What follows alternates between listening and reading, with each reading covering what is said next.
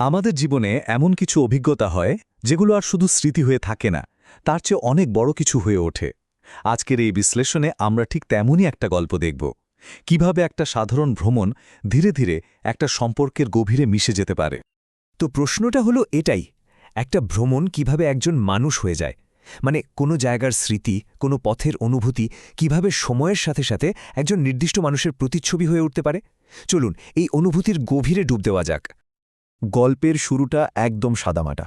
একটা ট্রেন খুব ধীরে ধীরে পাহাড়ের গা বেয়ে ওপরে উঠছে। এই যে ধীর গতি, এটাই যেন পুরো গল্পের মেজাজটা ঠিক করে দিচ্ছে।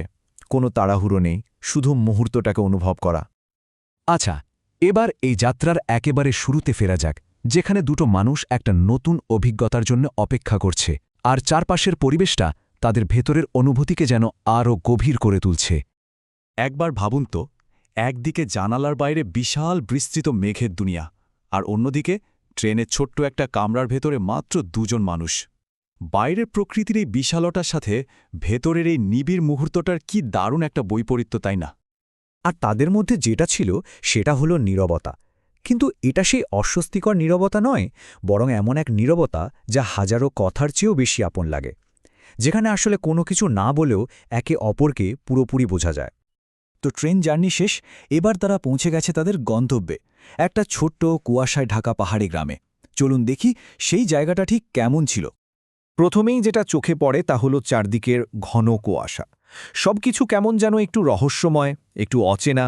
মনে হচ্ছে যেন চেনা জগৎটা অনেক পেছনে ফেলে আসা হয়েছে। আর বাতাসের সাথে ভেসে আসছে পাইন গাছের সেই একদম চেনা সতেজ গন্ধটা, একটা গন্ধ যেটা পাহাড়ের আত্মার সাথে একেবারে মিশে থাকে। থাকার জায়গাটাও ছিল খুব সাধারণ, একটা ছোট্ট কাঠের ঘর, কোনো রকম আড়ম্বর নেই। আর এই সারল্যটাই হয়তো তাদের আরও নিজেদের কাছাকাছি নিয়ে এসেছিল। আর সব কিছুর উপরে ছিল পাহাড়ের সেই অদ্ভুত নীরবতাটা। শহরের কোলাহল থেকে অনেক অনেক দূরে একটা শান্ত স্থির জগৎ, যেখানে নিজের ভেতরের শব্দগুলো স্পষ্ট করে শোনা যায়। এখন গল্পটা তার সবচেয়ে গুরুত্বপূর্ণ অংশে পৌঁছাচ্ছে, যেখানে খুব ছোট সাধারণ কিছু মুহূর্ত একটা ভ্রমণের সবচেয়ে দামি স্মৃতি হয়ে ওঠে। বিকেলে হাঁটার সময় বেশ ঠান্ডা পড়েছিল। একজন তার জ্যাকেটটা অন্যজনকে পরিয়ে দিল, আর কোনো কথা না বলে শুধু জিপারটা তুলে দিল। খুব সাধারণ একটা যত্নের প্রকাশ। আর এখানেই আসল ব্যাপারটা লুকিয়ে আছে। এই ছোট্ট শব্দহীন মুহূর্তটাই পুরো ভ্রমণের সবচেয়ে বড় আর উজ্জ্বল স্মৃতি হয়ে মনে গেঁথে গেল। অদ্ভুত না, কেন বড় কোনো ঘটনার চেয়েও এইটুকুই বেশি মনে থাকে। রাতে বৃষ্টির সময় বারান্দায় বসে একজন প্রশ্ন করেছিল, আচ্ছা, এই সুন্দর সময়টা কি এখানেই থেমে যেতে পারে না? এটা ছিল সেই নিখুঁত মুহূর্তটাকে চিরদিনের জন্য ধরে রাখার একটা আকুতি। এর উত্তরটা ছিল আরও গভীর। সময়কে থামানোর চেষ্টা না করে বরং এই মুহূর্তটাকে মনে রাখার কথা বলা হলো। মানে আসল বিষয়টা হলো স্মৃতিটাকে বাঁচিয়ে রাখা, সময়কে নয়। এবার ফেরার পালা। কিন্তু এই ফেরাটা ঠিক আগের মতো ছিল না। এই ছোট ভ্রমণটা তাদের দুজনের ভেতরেই কিছু একটা বদলে দিয়েছিল। পরদিন সকালে মেঘ কেটে গিয়ে রোদ উঠেছিল। পাহাড়ের গায়ে সোনালি আলো পড়েছিল, যা ছিল ঠিক যেন তাদের সম্পর্কের নতুন স্বচ্ছতা আর উষ্ণতার একটা প্রতীক।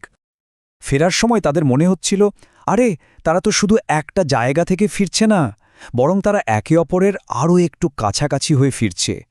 ভ্রমণটা শুধু বাইরের ছিল না, ভেতরেরও ছিল। আর এখানেই আমাদের সেই প্রথম প্রশ্নটাতে ফিরে আসি। পুরো অভিজ্ঞতার শেষে স্মৃতি কিভাবে তার রূপ বদলায়। চলুন এর চূড়ান্ত রূপান্তরটা দেখি। বিষয়টা আসলে এমনই, কিছু ভ্রমণ শেষে আমাদের কাছে শুধুই কিছু ছবি থেকে যায়, অ্যালবামে বা ফোনের গ্যালারিতে। কিন্তু অন্য কিছু ভ্রমণ আছে যেগুলো একজন নির্দিষ্ট মানুষ হয়ে আমাদের মনের গভীরে থেকে যায়। এবং শেষ পর্যন্ত এই গল্পেরও সমাপ্তি ঘটে এই অসাধারণ উপলব্ধিটা দিয়ে।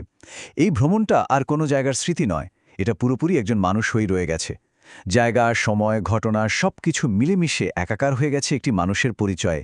আর হয়তো এটাই একটা ভ্রমণের সবচেয়ে সুন্দর পরিণতি।